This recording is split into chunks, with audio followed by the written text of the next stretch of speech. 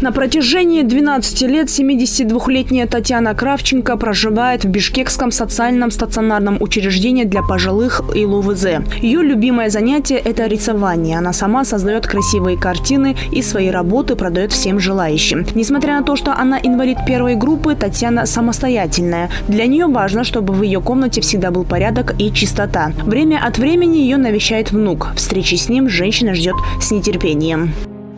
Просто мне приятно, когда я рисую. На душе спокойно.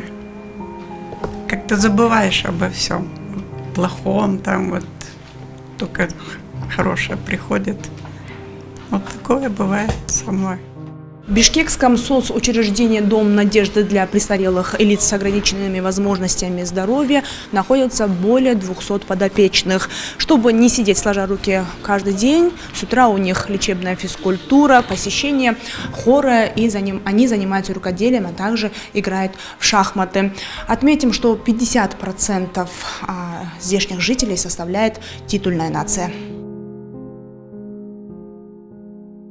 Бишкекское соцучреждение функционирует с 1961 года. За 9 месяцев этого года сюда поступило более 50 новых постояльцев. К сожалению, на сегодня дети не оплачивают алименты своим нетрудоспособным и пожилым родителям. Хотя такая статья о том, что трудоспособные и совершеннолетние дети обязаны содержать своих нуждающихся в помощи родителей и заботиться о них, прописана черным по белому в Семейном кодексе Кыргызской республики, отмечает директор учреждения Эркингуль Абдулдаева.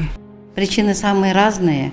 Если, скажем, 200 человек, это 200 различных судеб, это 200 различных причин. Наши постояльцы, они часто жалуются на детей, но когда дело касается алиментов, они то ли жалеют их. В день пенсии, они у нас получают пенсии, в день пенсии посещаемость увеличивается.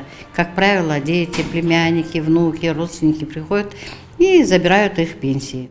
Наказывать граждан, которые сдают родителей в дома престарелых и не платят им алименты, предлагает депутат Тазабек Икрамов. За уклонение от содержания родителей предлагается штрафовать на сумму от 50 до 100 тысяч сомов. Или же вовсе лишать свободы на срок от 1 до 2 лет, говорит парламентарий.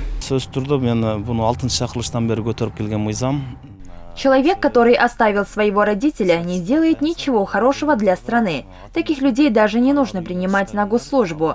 Мои коллеги поддержали разработанный мною законопроект. По статистике, каждый год растет количество бабушек и дедушек в соцучреждениях.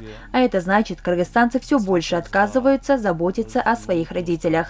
Я считаю, это очень плохой показатель. Нужно в законном порядке наказывать таких людей. Предлагаемый депутатом законопроект взбудоражил социальные сети кыргызского сегмента. Мнение наших граждан разделилось. Если кто-то считает это ужасным поступком, то другие говорят о том, что это выбор каждого и остается на его совести. Вам все покупали, и вы, будет некрасиво, если в старости их просто отдать.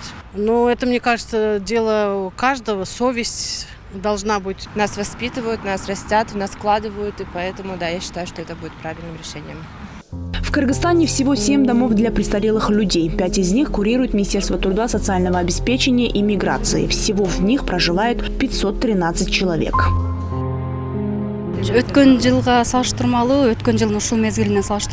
Наше учреждение рассчитано на 770 человек, но сейчас у нас проживают 513. Дома находятся в Чуйской, Джалабадской, Таласской и Баткенской областях.